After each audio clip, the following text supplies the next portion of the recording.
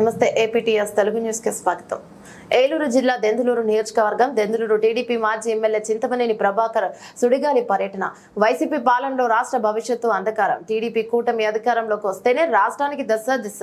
దెందులూరు నియోజకవర్గ TDP BJP Janasena ఉమ్మడి అభ్యర్థి చింతమనేని ప్రభాకర్ వ్యాఖ్య.